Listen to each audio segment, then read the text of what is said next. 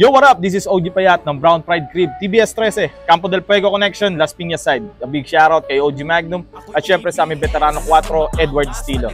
Ayan, a big shoutout sa inyo. Oy, Lakeview Hood, happy anniversary nga pala sa inyo mga kapatid.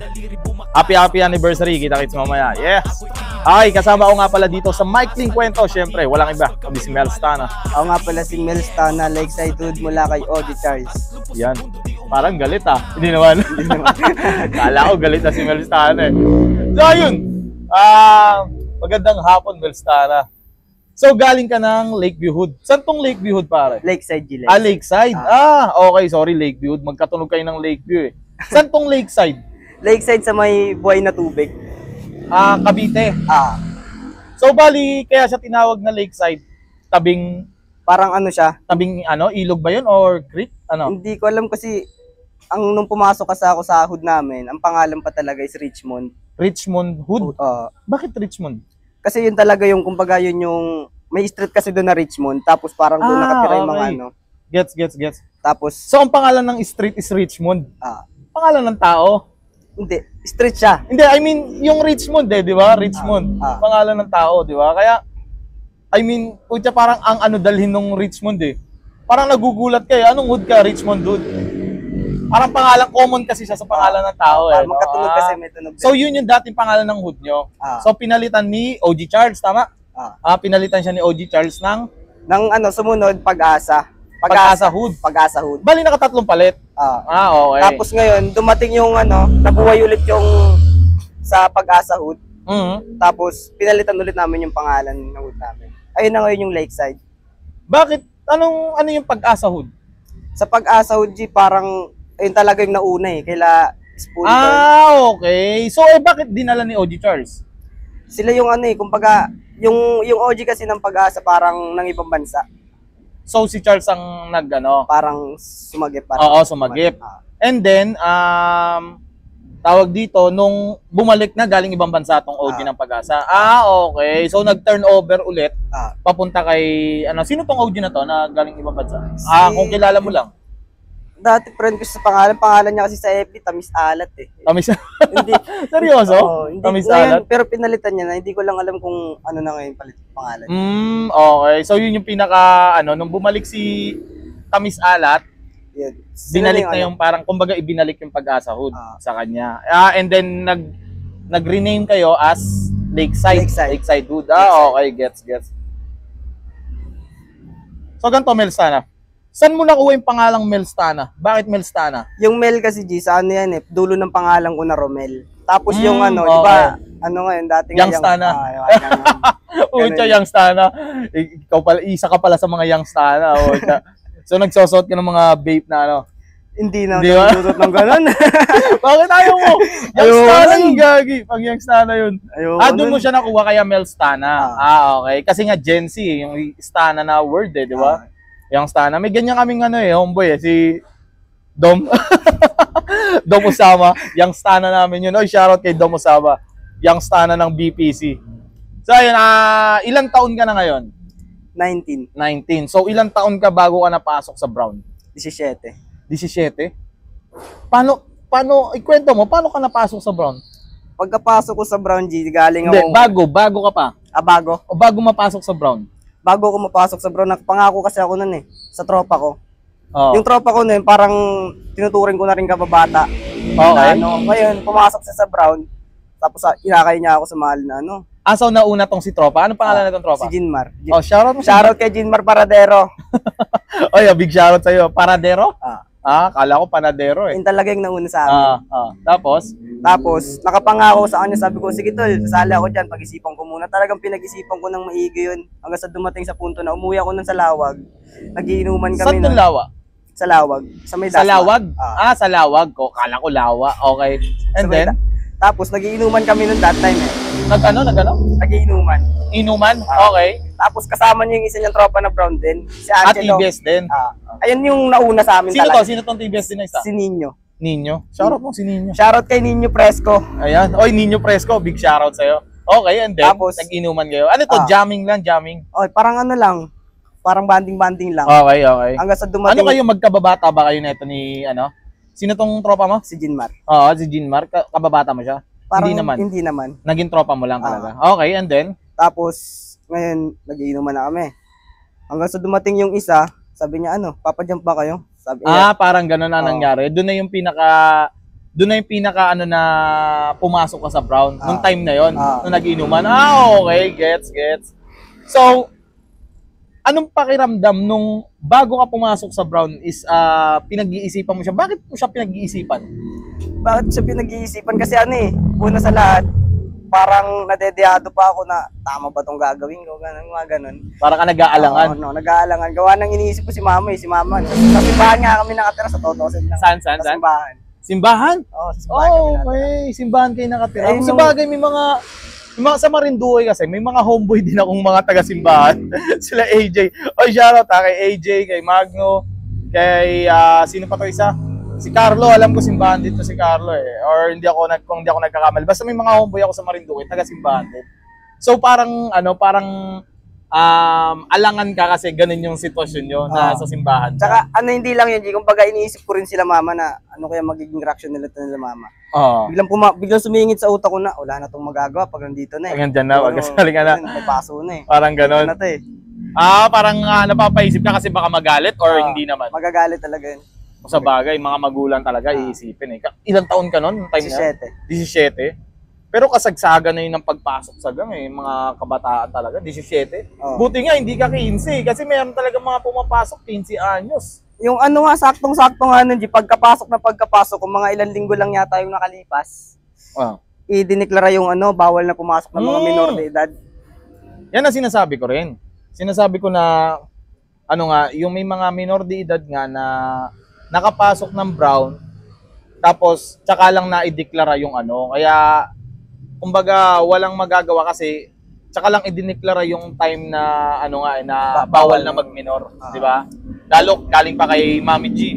Mami G ang naglakad ata niyan Kasi about nga sa nangyari, nabalita pa di ba? So ilang linggo lang biglang inilabas yung Magna Carta na yon. Bigla yung na yun. Kasi sabi ko, buti na lang umabot ako. Pag ganun ako nun. Kung hindi, mag-aantay ka na naman na 1 taon. Oo. Buti na lang umabot ako sa ganun. Oo. Kung hindi talaga, mag-aantay kayo na 1 taon para maging 18 muna kayo.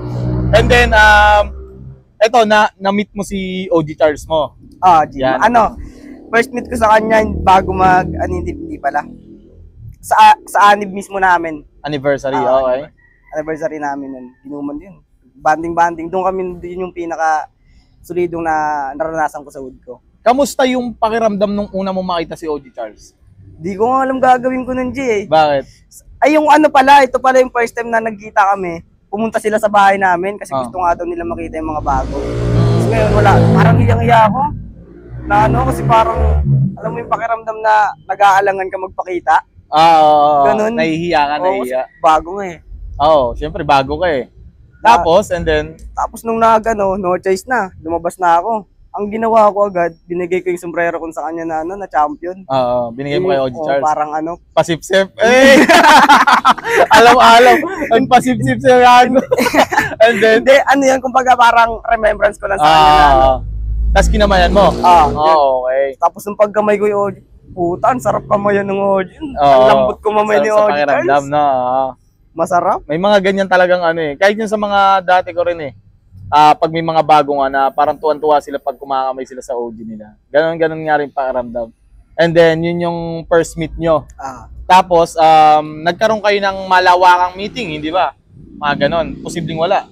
Meron. Sa meeting, Jing, minsan kasi talaga nakakalapag okay. Kasi may trabaho. So ano to sa hood mo? Active ka naman o inactive? Inactive. Inactive ka sa hood mo ngayon? Okay.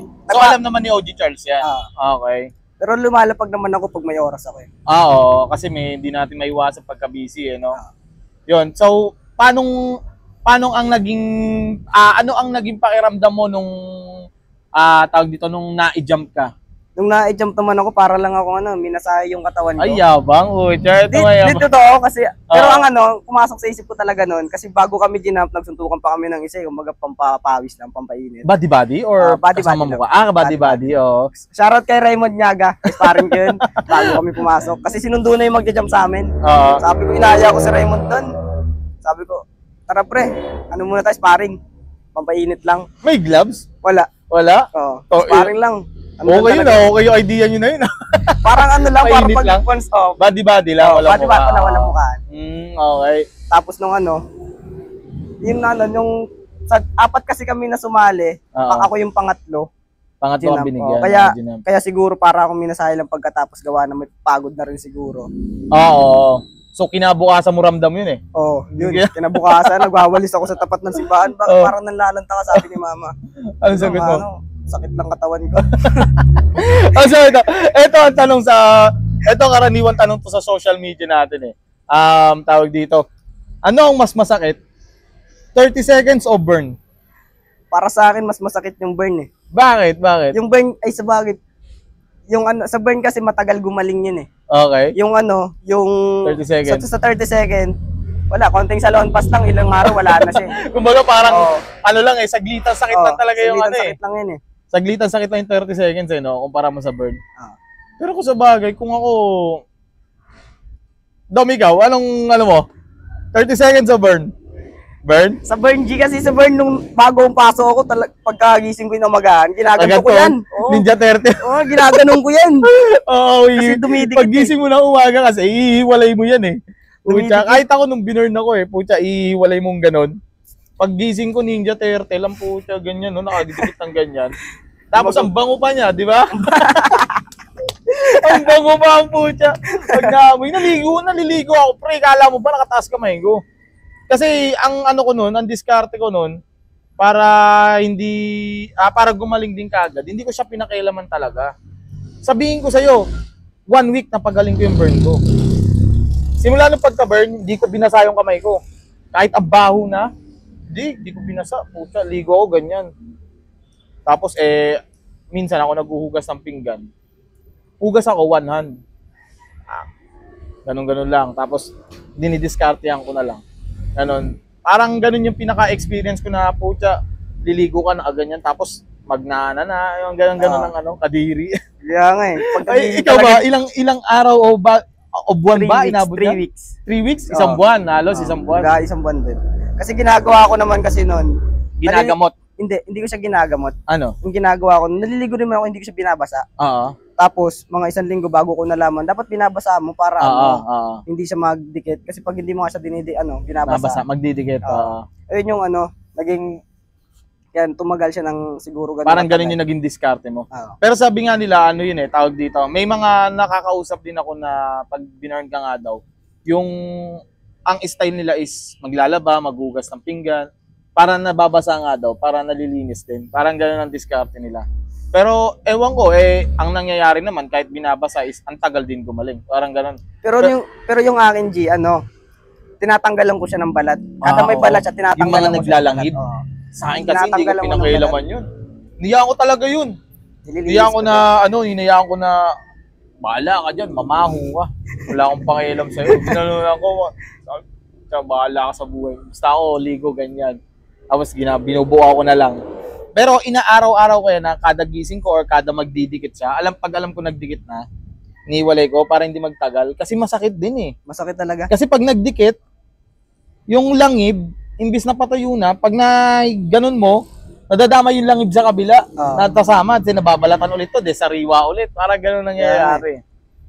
Ano pinaka hindi mo makakalimutang experience sa hood nyo or sa pagiging TBS mo? Sa pagiging team. Kung sahod namin, hindi ko makakalimutan talaga yung sama-sama kami lahat. Anniversaryo. 8 years anniversary ng 8 years? Uy, grabe. 8 years anniversary ng hood namin. Tapos, yun, sama-sama kami lahat dun talaga na kami nila OG Charles, nila OG Pax. Halos lahat ng homeboy nun. Yun yung pinaka masayang alaala para sa'yo. Kailan to nangyari nung 8 years anniversary?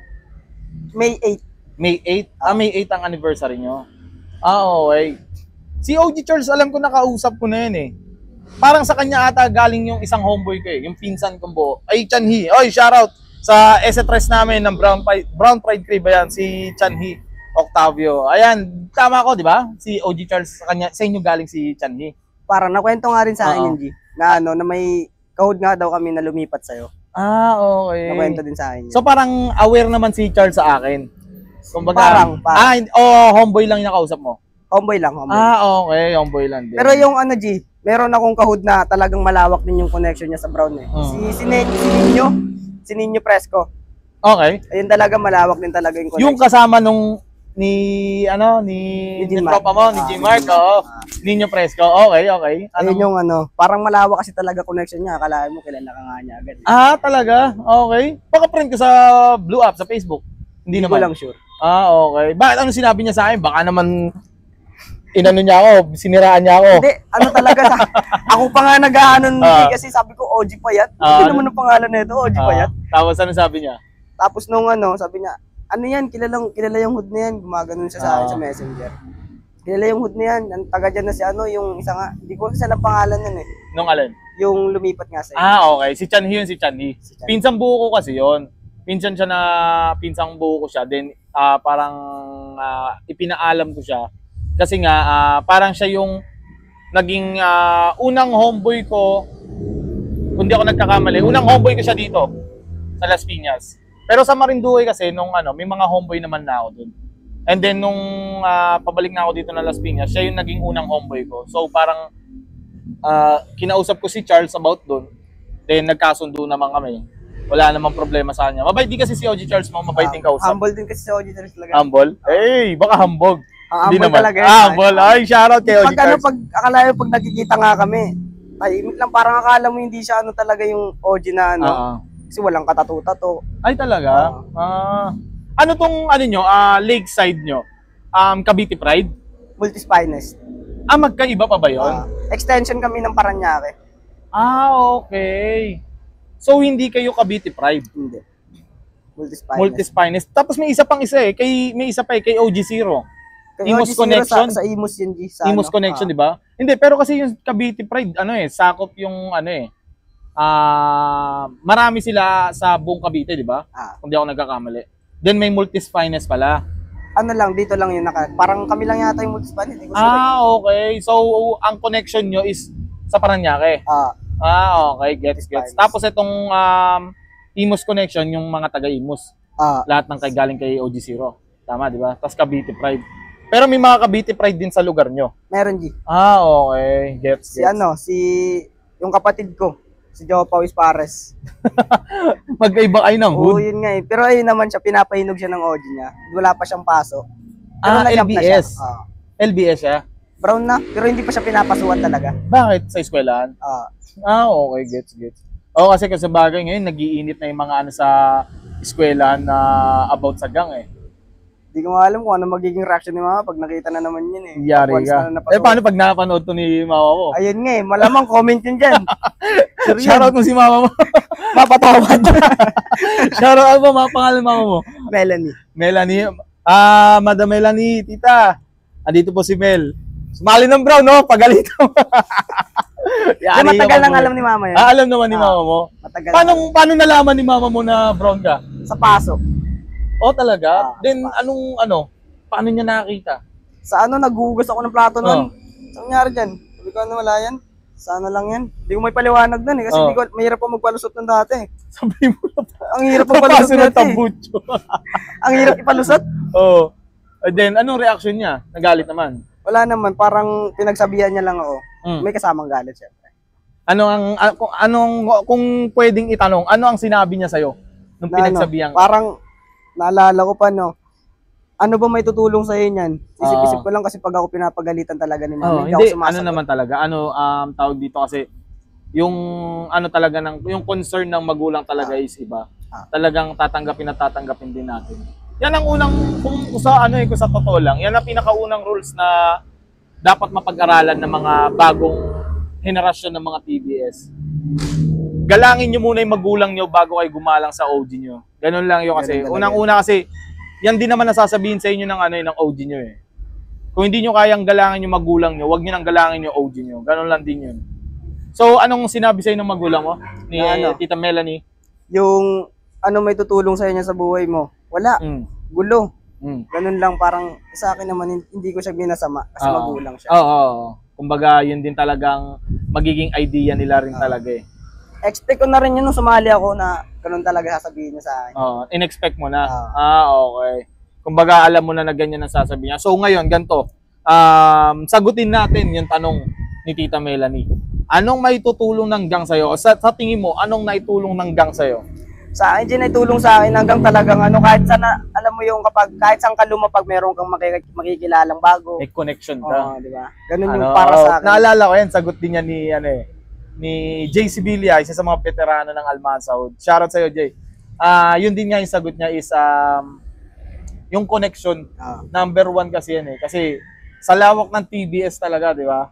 Sa lawak ng TBS. Wag ka lang makikisama sa pag tinanong mo chapter eh.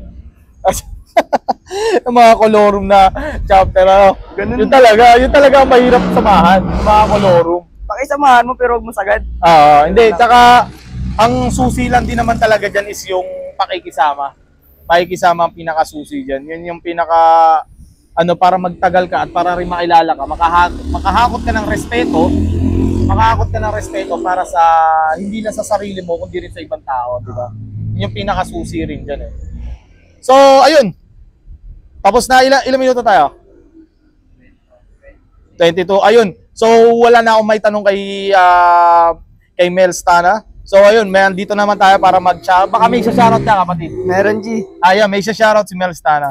Shoutout nga pala kay OG Charles, kay OG Pax, Nino Fresco, Smiley Brown, Cholo Sorrento, Jinmar Paradero, Mel G. Guireno, Raymond Nyaga, OG Ian ng SMC Hood at OG Toyo ng Molino Pride at kay Bruce. OG Toyo? Parang narinig ko yung OG Toyo na yan. OG Toyo ng Molino Pride? Okay. Parang narinig ko na yun eh. Parang may market sa live ko na binabanggit yan si OG Toyo. Kasi nagla-live din ako sa TikTok eh. Tapos may mga nagpapa-shoutout sila. Parang nahagip yung OG Toyo na yan. Saan ka ba, nag-music ka rin ba? Bala kong magganyan, G. Pero yung mag-recording. Pero kaya mo magsulat? Kaya naman. Kaya. So, ayun. Saan ba natin pwedeng matagpuan si Mel Stana? Facebook? Pwede rin sa Facebook. Ayan. Mga gusto nyong i-add si Mel Stana, babae o lalaki? Pwede ba babae? Wag daw babae. Pera muna. Pera daw muna. So, bakla daw muna. Para pera. Hindi.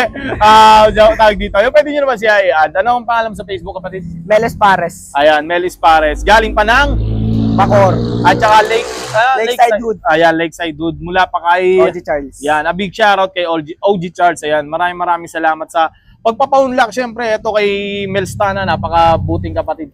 Maraming salamat. Ito na tawag dito. Nakilala ko rin to sa saan tayo nagkakilala? Sa TikTok. Sa TikTok lang din. Ayun, nakilala ko siya sa TikTok eh. So ayun, doon kami nakapag-usap-usap ng maayos eh. Hanggang sa, eto nga, nagkakausap na kami ngayon at nagpinaunlakan niya ako na interviewin ko siya. Ayun.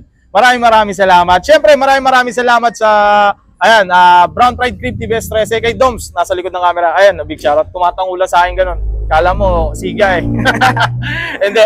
Brown Pride Crib TBS 13, Las Piñas, at saka Marinduque, ayan, sa lahat ng mga homeboy ko dyan, homies, ayan, a big shoutout sa inyo. Campo del Fuego Connection, ayan, OG Magnum, a big shoutout. At syempre, Las Piñas side, kay Veterano 4 at sa lahat ng mga nasasakupan ng Las Piñas side. Lakeview Hood, happy anniversary sa inyo mga kapatid. Lakeview Muntinlupa, ayan, happy anniversary sa inyo. Ayun, nga pala, bago ko matapos, subscribe nyo ako sa Tahanan Records, nandiyan lahat ng mga music na ilalabas ko. At saka yung mga bago, luma, meron kami dyan. At yung bagong labas namin, syempre, kasama ko si OG Lil Tasky at OG Yomar. Ang title niya ay Ako'y TBS. Ito, pakinggan natin ng konti. Ayan ang title ng kanta na yan, Ako'y TBS. Stream nyo na yan, lalabas na yan sa Spotify siguro dito sa Monday. At saka pwede nyo rin i-My Day. By Monday siguro lalabas na yan. So yun, maraming salamat. Kasama ko si Mel Stana. Ito ang maikling kwento niya. Now peace, we out.